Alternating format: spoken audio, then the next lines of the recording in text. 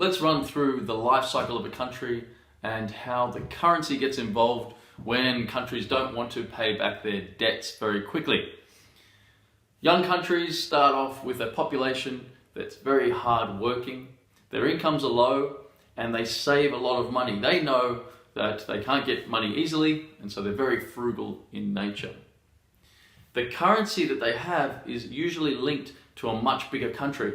For example, Australia, we used to link to the British pound, then to the US dollar, and later to a basket of currencies. But after time, as the foreign countries saw that we were hardworking and good value for money, they invested money over here, and that put pressure on our currency to the point where we actually floated. In other words, we let our currency be determined by the currency markets, and that was in 1983. We floated the currency, and the Australian dollar was determined, started off at about 90 US cents. At that time, we had a lot of production, lots of investment coming to the country, and we started to buy assets. People started to buy assets, not just save, but buy assets like properties and houses, and get a little bit more tolerance for risk. Then you move into this developed market stage, early developed market stage, and then your income at that point becomes quite high because all that investment that came in the early days is now paying off. You've got lots of production and sale of things, and you're running trade surpluses and budget surpluses with the government. Think of the investment boom, mining investment boom, 2012, so on, and the Australian dollar rises quite strongly. In 2011, the US had issues and were printing money. We had a lot of money, making a lot of money, and the Australian dollar bought $1.10 US. And in 2012, European crisis, and the Australian dollar bought 84 euro cents. And so we get pretty excited by this, and we go and spy things from overseas, European cars, furniture, and go overseas for travel, including myself. We went overseas, and we have a good time. And then you run into an excess period where we're starting to spend more than we're earning. We're having trade deficits and budget deficits and things like that.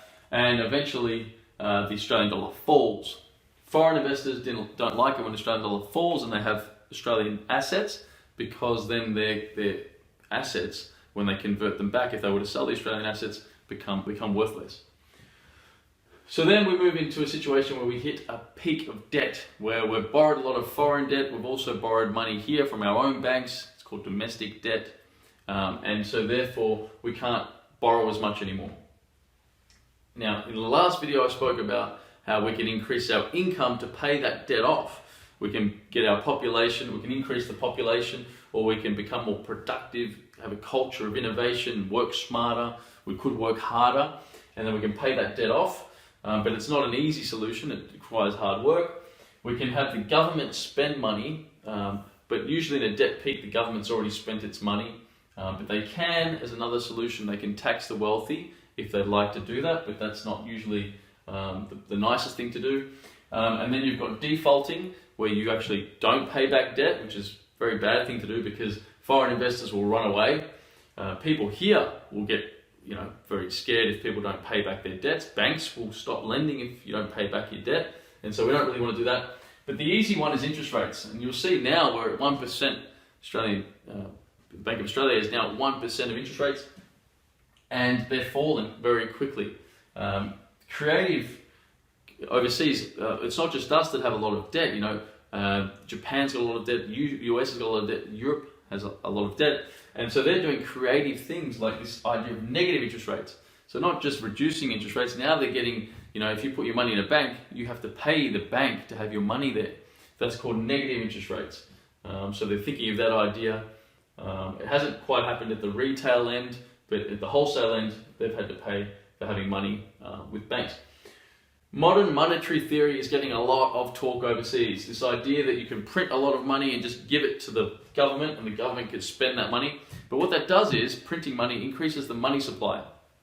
So let's look at an example. If you had an economy with $10 million in it, and you only had 10 houses, and everyone spent their money on houses, and each house was then worth $1 million, if you were then to increase the money supply to $11 million, 10 houses would be worth $1.1 million each. So you've increased the money supply, it's increased the price of houses.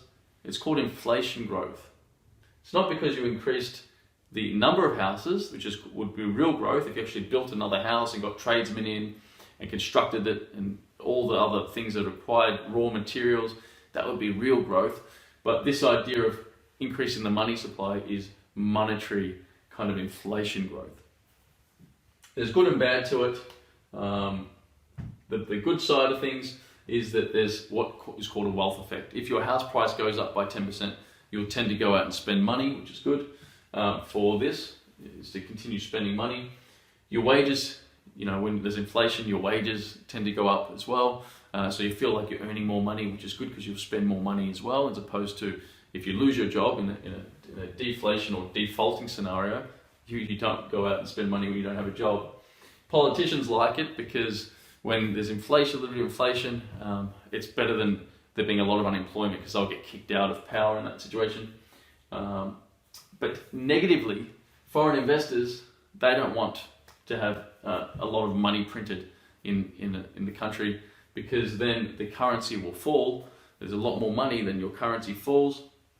As I said earlier, the currency converted when they sell their Australian assets back to their own country means less profit for them. Imports become more expensive when we're buying German cars or buying Italian furniture or going overseas. It becomes more expensive to do that, obviously, if your Australian dollar falls. And we become what's kind of demoted in the world of currency. A country becomes not as strong in the relative to the whole world when we go overseas or want to buy things. And that's really kind of what the end result of all this is. And that happened with the UK and the USA. When the UK had a big debt and they started to play around with their currency, they demoted themselves in comparison to the US, and became weaker in a sense in terms of power, purchasing power of their money. Now all of this money printing and creativity stops when it comes to inflation. If you get too much inflation, a certain level of inflation, then it really stops the central banks from continuing to print money, or if they do, they run the risk of something which is called hyperinflation. Hyperinflation is a very scary term. It's happened now in Venezuela. It happened in the 2000s in Zimbabwe. And then it happened, even not just small countries, it happened in Germany after World War I. It also happened in if you go back to the Roman Empire. So you have to be really careful with inflation that it doesn't get out of control. Now, I'm not saying that any of that's going to happen, by the way. There's no prediction or forecast or anything. All this is just for educational purposes. But at the same time, I just want to mention that us being a developed country, or in more developed countries, tends to be unlikely for there to be a hyperinflation. It can happen, but it tends to be unlikely because if your currency falls by 10% or 20%, or let's say your currency falls by 30%, foreign countries or foreign investors go, wow, Australian property, to them, not to us, because we've got our money here. We don't see that it's fallen, but to them, in comparison, they see that they can buy things for 30% discount. Now, imagine Australian property at 30% discount. If you're from the US or Japan or China, wherever you're from, you would see that most likely jump on those deals, buying the Australian currency to buy the properties and so on, and up would go the currency and would stabilize. That tends to be a more likely scenario. But really, in the end, stability of the currency is super important. We need to have a stable currency. That needs to be the number one objective of our country's bank. And the reason is, if we have a high inflation, which will happen if our currency goes down too much, we get scared.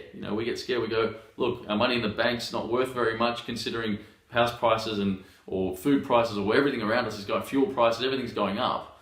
So what we then would do is get scared. We'd run away from the Aussie dollar. We'd sell our Aussies, we'd probably put our money into like foreign currency, for example. We'd buy, US dollars or something else, and we'd get it out, and that would drive the Aussie dollar even lower.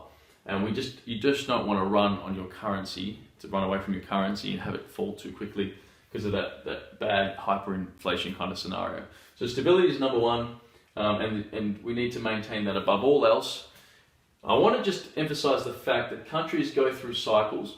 They go through cycles of working hard, being frugal, coming through to having foreign investment. If you're a lucky country and you've got the right direction, we had Great Britain, we had good technology, knowledge, and innovation and so on that helped us get through to this situation. And people wanted to live here and we developed well. But once it comes and we get the money, we tend to earn high incomes. We tend to take a bit of advantage. We spend more than we earn. We run into a debt problem. It's a kind of a cycle. It's human nature. And now, instead of paying down the debt directly, we're looking at kind of different ways. And all these different ways will happen to a point. It's not going to be one or the other completely. We're going to, try to increase our income. The government, spends to try and reduce the problems. Interest rates will come down. We'll probably, head towards this kind of work around potentially with money printing. At the same time, there is no easy way out. You can't expect that you print the money and it's all perfect again, okay? So there's always going to be some sort of consequence for borrowing money. And if you don't want to pay it back and go into a recession and go into that down phase, which we spoke about video 1 and 2, and you want to play with your currency, you can to a point, and it's probably not a bad idea to do a bit of the currency as well as, try to pay back as well. So you're kind of balancing the deflation with the inflation and try and get that nice and, that beautiful deleveraging idea. But at the end of it all, there is no easy way out. You're going to have to pay, and there's going to be a period of time where things aren't always going really, really strongly. The next video, I want to talk to you about the case of the UK and the USA and the rotation of the power, the debt and the currency, and we'll use a real life example in there.